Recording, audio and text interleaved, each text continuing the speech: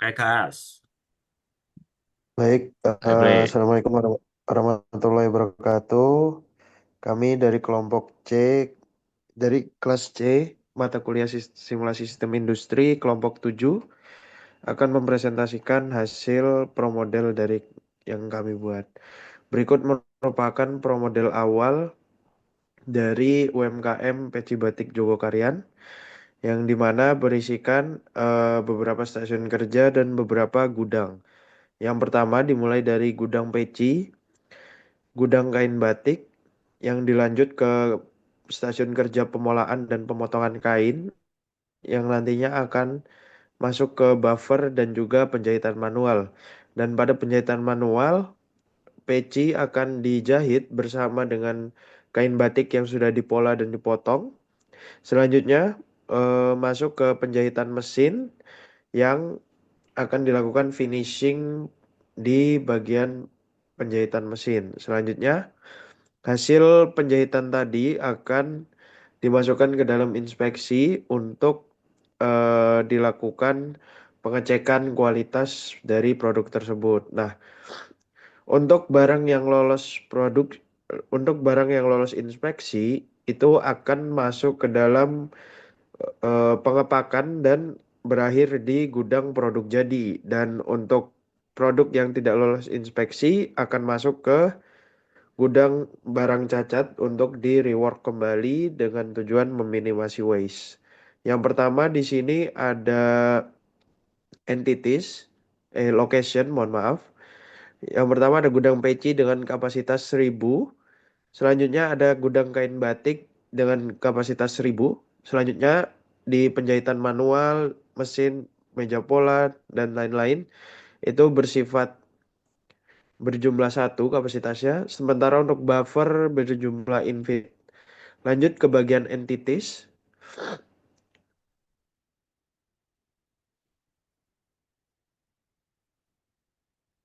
Nah, pada bagian entities di sini terdapat 5 komponen produk, yaitu yang pertama ada kain batik, peci, peci jadi, peci cacat, dan peci yang masih diproses di penjahitan ataupun di pemolahan seperti itu. Lanjut untuk pet networknya.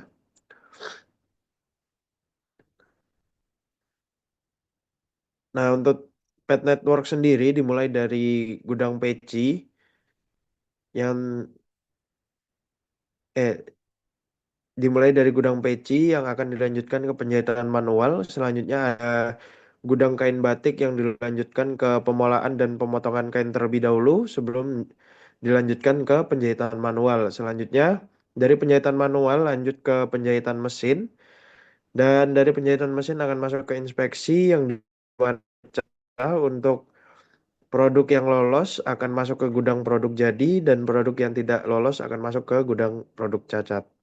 Lanjut ke bagian processing, resource.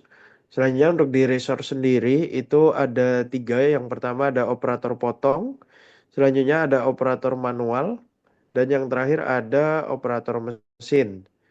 Next ke proses pembuatannya. Akhirnya di proses pembuatan di sini dimulai dari gudang peci. Gudang peci di sini eh, akan masuk ke penjahitan manual dengan waktu tunggu sebesar 2 menit. Lanjut ke kain batik. Di kain batik sendiri,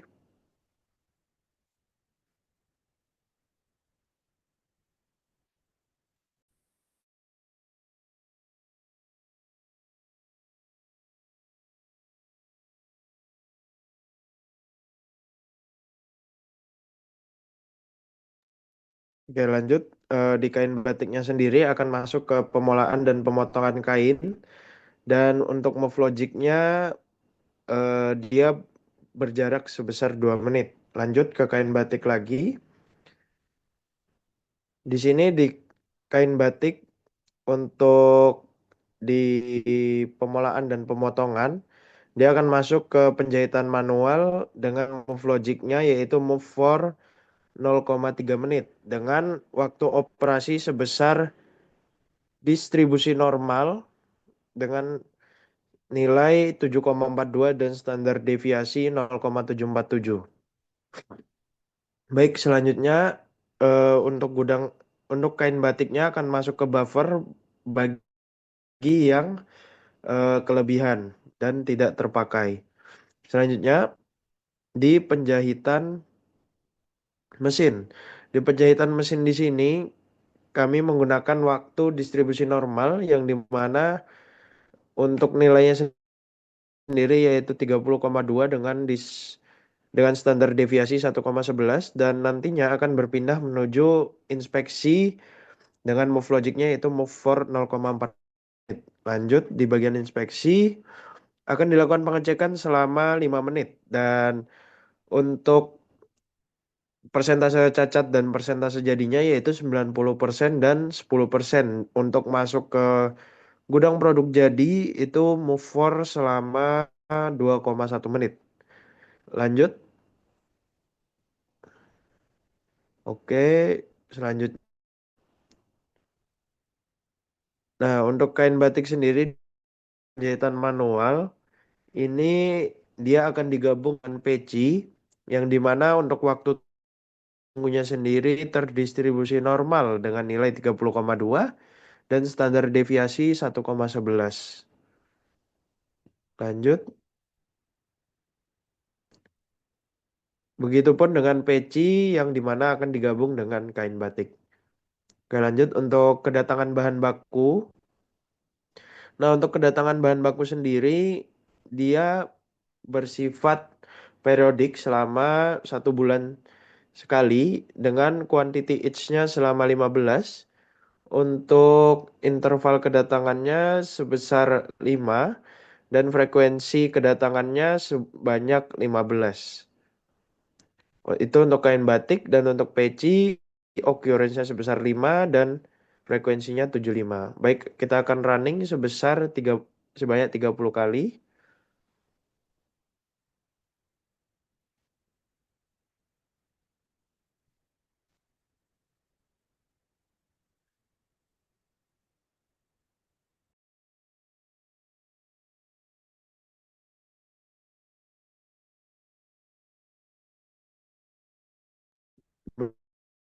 Baik, eh, berikut merupakan data hasil simulasi.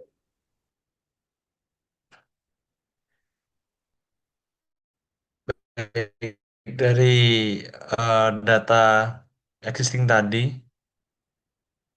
didapatkan eh, data keluaran yaitu sebanyak 34, 33 dan seterusnya dengan eh, data historisnya.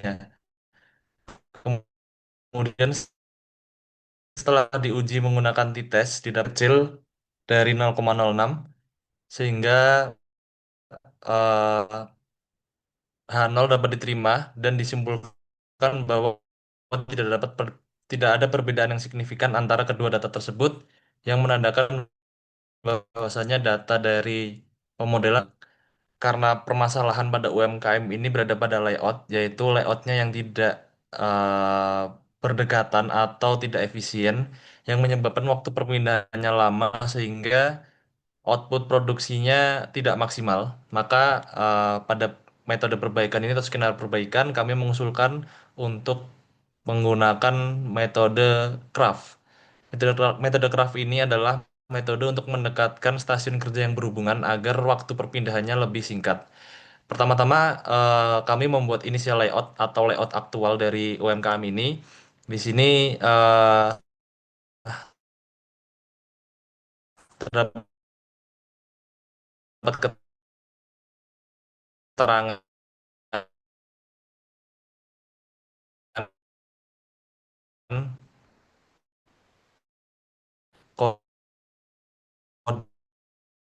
kode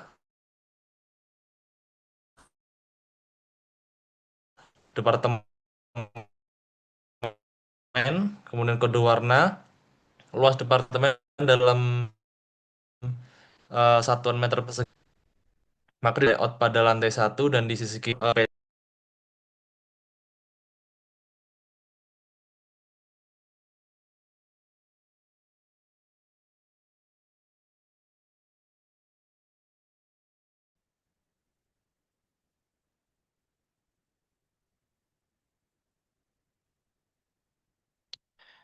Baik, izin melanjutkan. Maaf tadi terkendala jaringan. Jadi di sini merupakan tabel perpindahan dari tiap stasiun kerja. Contohnya pada titik awal gudang peci, dia tujuannya ke gudang pemula,an dengan jarak yaitu 15,5 meter didapatkan dari layout ini. Jadi dari layout ini kami menghitung jarak rektilinearnya dan ditemukan jarak dari masing-masing perpindahan seperti ini. Kemudian kami mengidentifikasikan atau melihat ada jarak yang paling jauh yaitu dari gudang kain ke stasiun kerja Pemulaan yaitu 18,5 meter. Maka dari kami meminta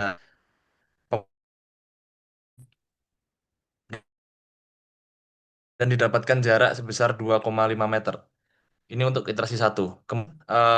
Jarak ter pemulaan kepada inspeksi. Nah, di di iterasi dua kami memindahkan inspeksi ke lantai satu gudang cacat dan tidak. Nah, dari jarak-jarak tersebut kami masukkan ke dalam tabel from to chart. Ini merupakan jarak aktualnya dari layout dan juga observasi kami. Waktu kami survei dari kami uh, menentukan waktu terbaru dari layout yang kami ubah tadi. Nah, di perbaikan pertama, tadi kami sudah menentukan jaraknya dan kami menentukan waktu dengan rumus jarak dibagi kecepatan, maka ketemu waktu antar perpindahan.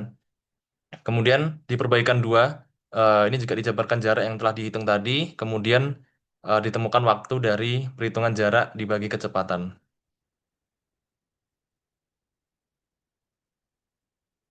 Nah, pada uji Bonferroni atau perbandingan dari skenario awal, kemudian dibandingkan dengan skenario 2 dan 3 atau iterasi satu dan iterasi 2, maka didapatkan hasil atau kesimpulan yaitu terdapat perbedaan yang signifikan karena pada data aktual atau model aktual total existingnya hanya 1015 dan setelah diperbaiki layoutnya didapatkan sebanyak 1051.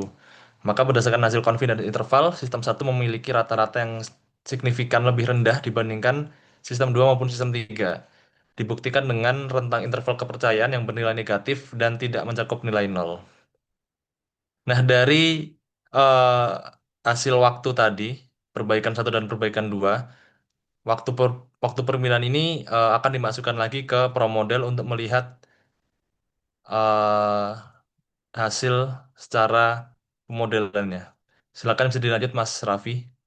Oke, baik. Di mana untuk penggunaan data di ProModel ini sendiri tergolong untuk cukup masih sama, di mana yang berubah itu hanyalah untuk di bagian data perpindahan waktunya saja. Mungkin dapat dipaparkan dalam share screen ini untuk setiap perpindahan waktu yang berubah.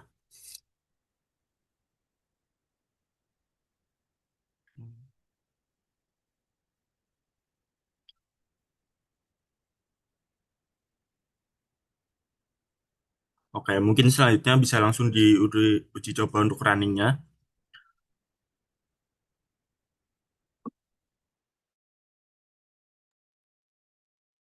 Oke,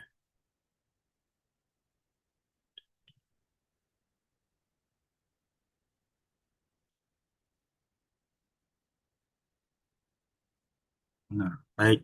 Itu merupakan tadi sistem running yang dilanjutkan. Nah, dilanjut untuk data hasil outputnya dapat dilihat bahwasannya terdapat dari perubahan baik dari total exit-nya, yaitu pada kondisi usulan ini sendiri dibanding dengan kondisi existing-nya.